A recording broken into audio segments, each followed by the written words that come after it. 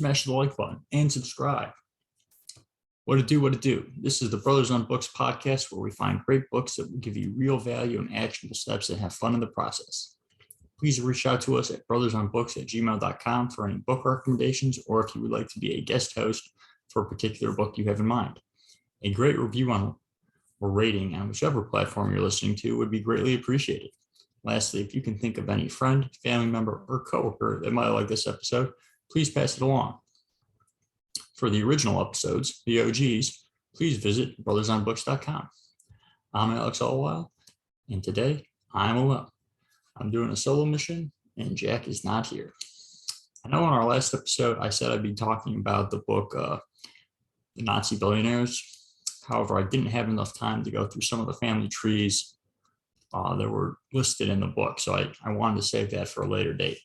Instead, I'll be doing one of my favorite fantasy books that I've sort of been thinking about doing for a while, which is called The Night Circus by Morgenstern. Just as a quick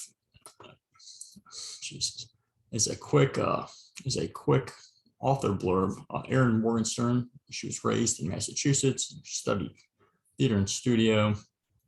She's currently, to my knowledge, written 2 books, The Night Circus, which was published in 2011, as well as The Starless Sea, which was published in 2018.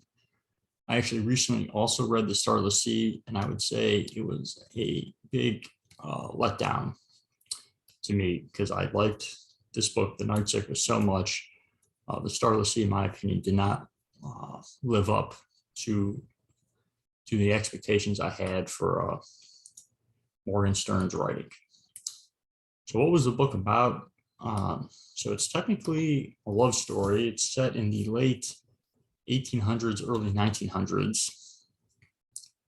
And on top of the love story, it's really about dueling philosophies between 2 magicians, one who sort of believes in a strict regiment of teaching, and the other who believes in kind of just a chaotic kind of talent-based training for his pupils. And essentially starts with they place a bet about whose student will win a undefined competition. And one of the major components of the story is that they never really define what the competition is. They just say that there's a competition. And these 2 instructors just tell their pupils throughout the course of their lives that they're undergoing a competition and a winner will at some point be determined. Mind you, this competition goes on for decades. So it starts when the pupils are kids, I think respectively like 6 and 10, and it essentially goes out till I think they're like close to 40 is when it ends. It goes on for a very, very long time, and they're never really even told what they're competing at. Who they do eventually figure out who their opponent is, but it's kind of by happenstance. It's never really defined how someone wins or how someone loses. I would say what really makes this book stand apart is the imagery that she can write with. The scenes, I think, are incredibly well described, and you get an incredibly clear picture of what she's trying to describe.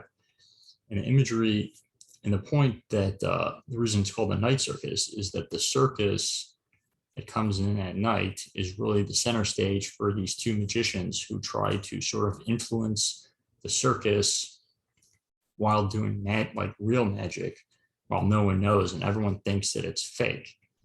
So a lot of times they're sort of using, at one point in the book, they sort of say like stage magicians use engineering to make the impossible or the possible seem impossible, while they're using engineering to sort of be a cover for the impossible things that they're doing. I sort of thought that was somewhat clever.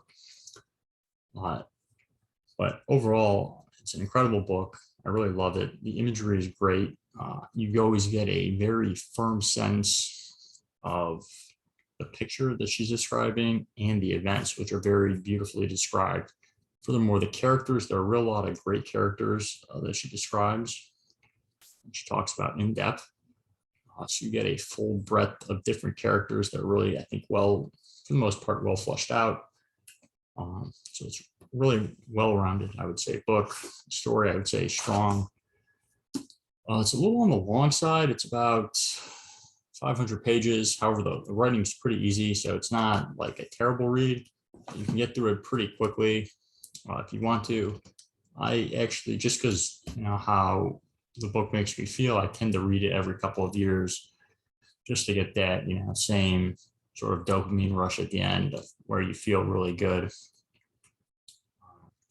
Yeah, so that's I highly recommend this book. It's one of my favorite fantasy books. The Night Circus by Erin Morgenstern. Her other book, The Star of the Sea, I also read. I did not like it as much, but that may have something to do with the very high expectations I was coming in with. So with that said, please reach out to us at brothersonbooks@gmail.com for any book recommendations, or if you would like to be a guest host for a particular book you have in mind. A great review or rating on whichever platform you're listening to would be greatly appreciated. And lastly, if you can think of any friend, family member, or coworker that might like this episode, please pass it along. I'm Alex Allwell, and it's been a pleasure. Thanks. Bye.